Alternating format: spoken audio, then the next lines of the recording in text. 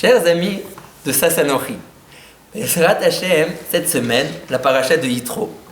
Le verset nous enseigne que quand Yitro a rejoint le camp des Béné Israël, après qu'il ait entendu la guerre qu'ils ont menée contre Amalek et la traversée de la mer Rouge, le Passouk nous dit qu'est venu Moshe, Aaron son frère et tous les anciens d'Israël pour manger du pain avec Yitro, l'ifné à Elohim, devant Akadosh Baruch Hu.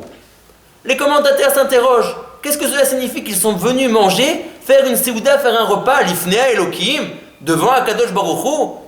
Ils n'ont pas mangé de sacrifice, ils n'ont pas mangé de korbanot. Pourquoi appeler ce repas l'ifné à Elohim, qu'ils ont mangé devant Akadosh Baruch Hu? Nos Chachamim nous enseignent et nous disent que Yitro était au début de sa conversion. Il rejoignait à présent les Bnei Israël. Il voulait se convertir. Chez un non-juif, à quelle occasion il rencontre son Dieu? Une fois par semaine, quelques instants, le dimanche, dans un endroit obscur, sombre, humide. C'est sa seule relation qu'il a entre lui et son Dieu pendant la semaine. Pas plus que ça. Et dans certaines religions, encore moins que ça. Les anciens du peuple juif, les Ikné Israël, Moshe et Aaron, voulaient montrer que le rapport que les Bnei Israël ont avec leur Dieu n'est pas un rapport une fois par semaine. C'est un rapport quotidien, c'est un rapport journalier, c'est un rapport d'heure en heure, c'est un rapport de minute en minute. Il n'y a aucune action dans la vie d'un Ben Israël qui soit détachée d'Akadosh Baruch Hu.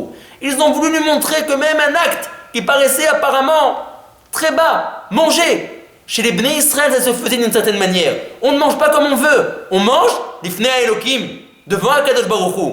On se comporte d'une certaine manière dans la Séouda. Il y a des lois relatives à l'ablution des mains avant la Séouda, des lois relatives à la bénédiction sur les aliments pendant la Séouda, après la Séouda.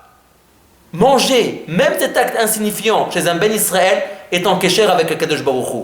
Il n'y a aucun moment dans la vie d'un juif où il est détaché de son Créateur. C'est ce message-là que les anciens d'Israël, Moshe Rabbeinu et Aaron, voulaient faire passer à Yitro au début de sa conversion. Quelque chose qui pour un non-juif est un grand chidouche. Trouver son Dieu à n'importe quelle heure, minute de sa journée, même dans les actes apparemment les plus gashmiyim, les plus matériels, c'était pour Yitro quelque chose de grand, quelque chose de nouveau qu'un non-juif ne connaissait pas. Nous avons tendance, au fur et à mesure de la journée, d'oublier Akadosh Baruch Hu, comme s'il n'était pas là. On raconte que le Chafetz Chaim a un jour vu un homme qui est rentré dans un champ et qui a volé des pommes qui ne lui appartenaient pas. Il a regardé à droite, à gauche, quand il vit que le champ était libre, alors il prit ses jambes à son cou et quitta immédiatement le champ. Le Chafetz Chaim, qui voyait la scène au loin, lui a crié « On te voit, on te voit, on te voit !» L'homme était paniqué. Il a dit « Oh, quelqu'un me voit, quelqu'un est en train de me voir !» Il a cherché à droite, à gauche. Qui c'est qui est en train de me voir? Il voyait personne. C'est pas vrai, personne n'est en train de me voir. Qui est cet homme qui crie sur moi et qui me dit qu'on est en train de me voir? Pitom le Chafetz Chaim lui dit au loin, Akadosh Baruch Hu te voit, du ciel on te voit. Il n'y a jamais un moment où un juif est seul. À chaque moment, Akadosh Baruch Hu le voit. À chaque moment, Akadosh Baruch Hu sait exactement qu'est-ce qu'il fait. À chaque moment, Akadosh Baruch Hu est en contact avec nous. Et nous devons nous aussi être en contact avec lui. C'est ce que les Chachamim nous disent dans la Halacha, Shiviti Hashem lenegdi tamid zu klal gadol b'ma'alat tzadikim. Les tzadikim placent constamment Akadosh Baruch Hu devant eux. Qu'est-ce que cela signifie? Qu'ils ne font jamais aucun acte, aucun ma'asé, en ayant leur pensée détachée d'Akadosh Baruch Hu. Le Kitzur Shulchan Aruch nous dit, même quand on va dormir, il faut savoir devant qui on dort. Il y a même des lois relatives à aller dormir chez les Juifs. Il y a Kriyat Shema Lamita, faire le Kriyat Shema avant de dormir. De quelle manière dormir? Au début de la nuit, après la deuxième partie de la nuit, comment se réveiller? Si on se réveille au milieu de la nuit, peut-on faire une bracha? Ne pouvons-nous pas faire une bracha? Même cet acte de dormir, qui est complètement du domaine du gashmi, du matériel, chez un juif, ça se fait d'une certaine manière. Ça se fait en contact avec Akadosh Baruch Hu. C'est ce que le Tana nous dit dans Masechet Avot. Il y a une manière, il y a un code pour faire en sorte de ne jamais faire de Averot. Quel est ce code? Istakel beshloshat varim. Souviens-toi constamment de trois choses. Da, sache, sheyesh les marla qu'il y a en haut. Aïn ro'a, un œil qui te voit. Ve'oden shomat, et une oreille qui t'entend. Ve'chol ma'asecha, et tous tes actes, besefer nirtavim sont inscrits dans un certain livre. Et on te rappellera tes actes après 120 ans quand tu viendras devant le tribunal céleste. De cette manière, si on est persuadé qu'Akadosh Baruch Hu nous voit tout le temps, nous entend tout le temps, et que nous sommes tout le temps en contact avec lui, alors nous ne pouvons pas arriver à fauter. Parce que l'homme est d'une manière permanente en contact avec son Créateur. Les élèves ont demandé à Rabbi Yochanan ben Zakkai pourquoi est-ce que la Torah a été plus dure par rapport à un voleur qui a volé de nuit, que lui doit payer 2 fois le prix de la bête qu'il a volée, voire 3 fois, voire 4 fois, par rapport à un voleur qui a volé en plein jour, qui lui ne doit pas arriver à payer jusqu'à 3 fois ou 4 fois le prix de la bête qu'il a volée. Rabbi Yochanan leur répond et leur dit que celui qui a volé pendant le jour a eu peur des hommes et d'Akadosh Baruch Hu au même niveau. En revanche, celui qui a volé la nuit a complètement oublié Akadosh Baruch Hu et a eu peur seulement des hommes. Il s'est protégé seulement des hommes. Il s'est déconnecté pour un certain moment de la présence de son Créateur.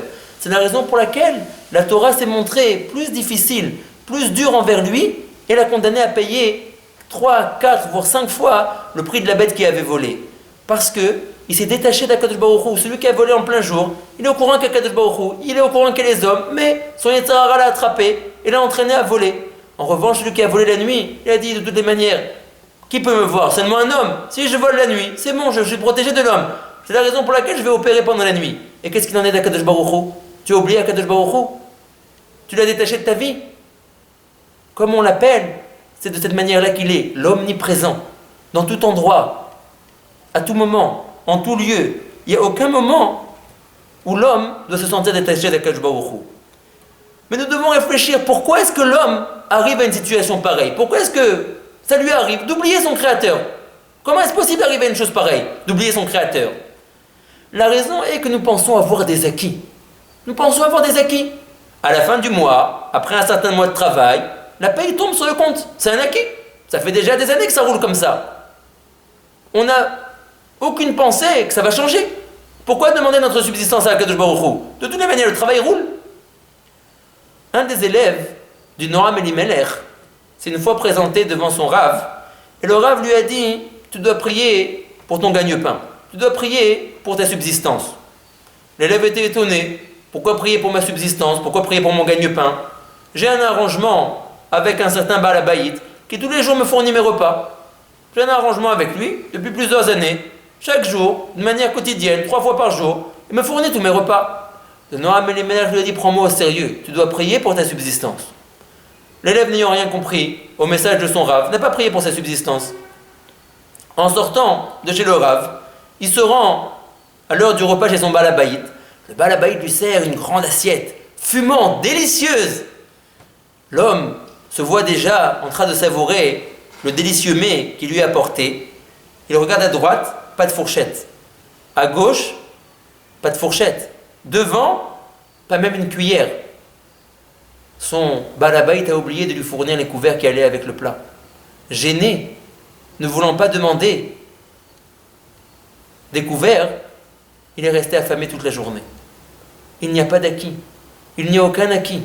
L'homme doit savoir, même si jusqu'à maintenant tout se passe bien, c'est parce qu'il y a une main qui signe le chèque à la fin de chaque mois. Mais cette main, elle attend que tu la reconnaisses. Elle attend que tu lui sois reconnaissant. Elle attend que tu pries. Elle attend que tu montres que tu comprends ce mécanisme. Que si toi tu fournis une certaine avoda, que si toi tu te comportes bien, que si toi tu demandes à Kadosh Baruch Hu, alors il y a une réponse. Mais il n'y a rien d'automatique. Il n'y a rien de dû. Il n'y a pas d'acquis. On peut trouver quelqu'un qui touche de l'argent et quand même il n'arrive pas à manger. Vous voyez cet élève, on lui a servi un repas fumant, délicieux, exquis. Il n'a pas réussi à mettre une graine de couscous dans sa bouche. Rien du tout. Pourquoi? Parce qu'il lui manquait une fourchette. On ne peut pas savoir de quelle manière ça va se produire. On ne peut pas comprendre les choses. Regardez aujourd'hui, comment, à cause de ce virus terrible qui a frappé le monde, même les meilleurs emplois ont disparu. Même les gens les plus riches, dans une nuit, leur capital s'est pratiquement effondré. Il n'y a pas d'acquis. Les gens auraient dit: non, quoi, un virus qui va attaquer le monde entier, qui va fermer l'industrie, qui va fermer les commerces, qui va fermer l'import-export, qui va fermer les contacts entre les pays. Ah, c'est un rêve, un cauchemar, mais qui n'aura pas lieu. Et voilà, un petit virus qui est venu d'un petit patelin de Chine, s'est propagé dans le monde entier. Regardez le résultat aujourd'hui. Il n'y a pas d'acquis. peut-être que si on avait plus montré à Kadosh Baruch Hu que nous comprenons le mouvement, que rien n'est dû, qu'on avait plus prié et que on n'aurait pas été sommaire sur nos acquis, on ne serait pas dit, on s'endort sur nos lauriers, de toutes les manières, le compte en banque roule. Nous aurions plus montré à Kadosh Baruch Hu que nous sommes au courant, que nous dépendons de lui. Peut-être que les choses se seraient passées différemment. Un Ben Israël ne doit jamais oublier un seul et unique message. On te voit. Du ciel, on nous voit tout le temps, on nous entend tout le temps. Nous sommes en contact permanent avec Kadosh Baruch Hu. Nous ne sommes pas des gens qui rencontrons notre Créateur une fois par semaine. Non, notre contact avec lui est permanent. Pendant notre repas, pendant le moment où on dort, au moment où on se lève, à chaque moment où nous sommes en contact, avec Kadosh Baruch Hu.